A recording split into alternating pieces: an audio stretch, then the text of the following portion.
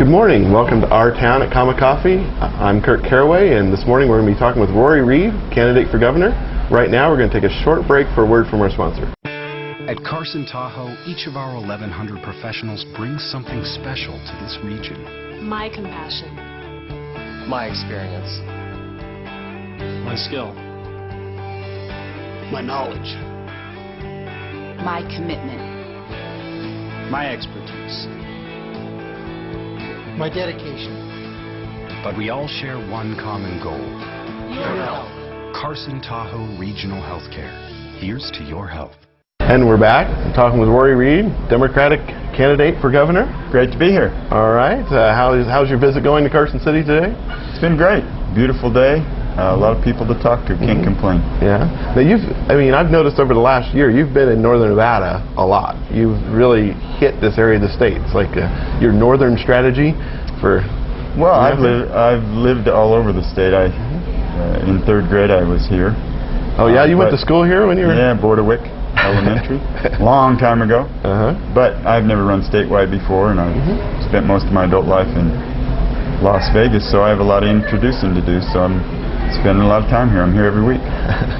Well, now, how you're traveling all around the state. You're hitting all these areas. What are you hearing out there? What are people telling you when they come up and meet you? Well, I think a good example of what I'm hearing is a guy I met last week named Kevin. He was a construction worker for 3 decades. He built schools, other buildings that we all use. Loved his work, lost his job. Has 2 kids in college. Has a health problem. Now he doesn't have access to health care. He's worried about losing his house. So, you can sit in your ivory tower and think of policy and have this kind of theoretical discussion with yourself. But when you go out in the real world and talk to real Nevadans, those are the problems you hear about every day. People are having a difficult time. Jobs is a primary issue. It's hard to have a quality life if you don't have a job. We have a lot of foreclosures. People are worried about their homes. So we have some problems to fix in our state. So how do we fix them? And well, we need a new economy. The day I announced my candidacy, I put out a 30-page plan that speaks to what we need to do to create jobs now and how we need to expand our economic base for the future. And I'm the only candidate, I think, that has made the connection between that new economy and education, because we're never going to have a first-rate economy if we continue to accept second-rate schools. These companies we want to attract, they're never going to come to Nevada if we can't even graduate half our kids from high school. They're not going to think we have an educated workforce. They're not going to want to bring their children here. So it's all about jobs, economic diversification, and education. Okay. So in terms of economic diversification, what kind of diversification are you talking about? I mean, we've had an economy that's built a lot on gaming, a lot on mining, agriculture, tourism. So how do we get out of that? Well, every economy has an export base. It has things that it sells to the world, and Nevada's fundamental problem is that it doesn't sell enough stuff. And we need to do more than tourism. And we have the resources to do it. We've got 300 days of sun, more geothermal in northern Nevada than any state except California. We've got wind potential. We've got connectivity in terms of transportation. We can do a lot more in warehousing and logistics. We have connectivity in terms of transportation and technology. There's a lot we can do. Now, people have talked a lot about the potential for the alternative energy, the solar and that. But it seems that's been going on a long time. What's the hurdle there? Is it just takes longer, or is there things that you can do to try to speed that up? The last 3.5 years, we've had 300 days of sun, and 87% of our land's been owned by the federal government. It's largely undeveloped. We just haven't had a leader that believed in this. We have the resource, we have a good regulatory structure with incentives. We just need a leader to push this forward, and that's what I hope I offer. All right. We're going to take a short break right now and come right back after a word from our sponsor. Care. It's a word we hear every day. But what does it really mean? It means loving what you do.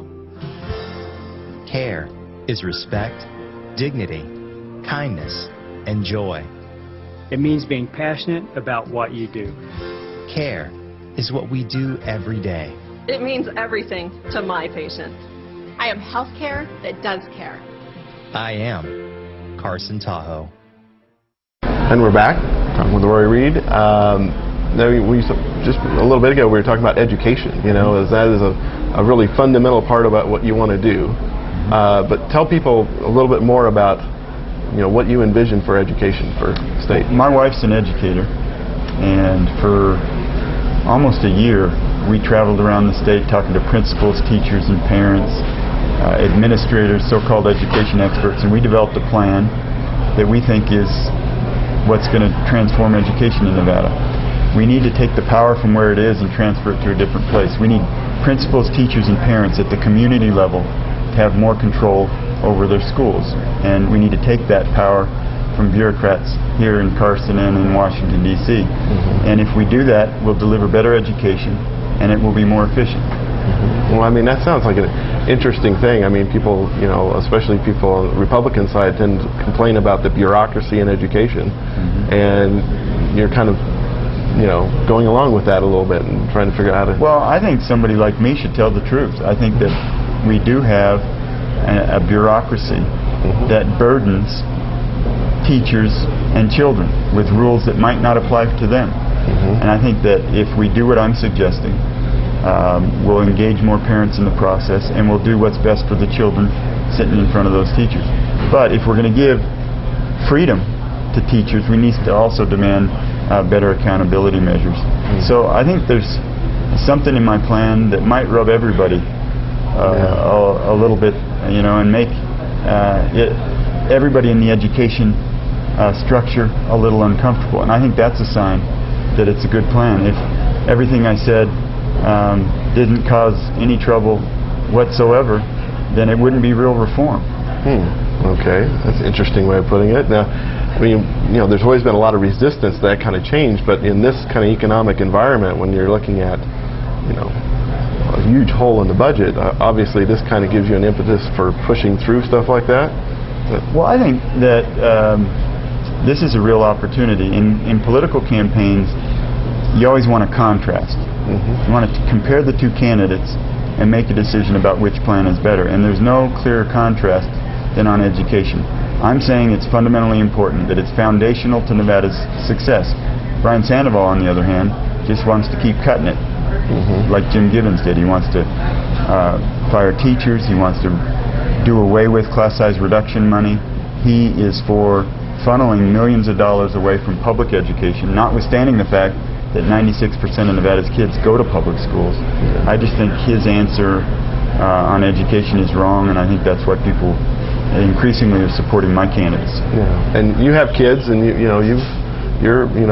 see what their education is, and they're in public schools, right? I have 3 children. 2 of them have graduated from public school, and I got another one on the way. And I think that there are good public schools in Nevada that have been innovative and tried to be creative about the way they reach out to children. And I say we need to give every school that opportunity. Often we get stuck on labels. Is it a magnet school? Is it an empowerment school? Is it a charter school? I believe that every school in Nevada should have the ability to innovate, and it will never happen unless we empower teachers and principals and parents at the community level. Okay. We're going to take a short break right now and come right back after a word from our sponsor. I'm here. I'm here. I'm here. I'm here. I'm here. I'm here. I'm here. As a matter of fact, at Carson Tahoe, we have over 1,100 healthcare professionals, and they're all here for one reason. Your health. Carson Tahoe Regional Healthcare. Here's to your health.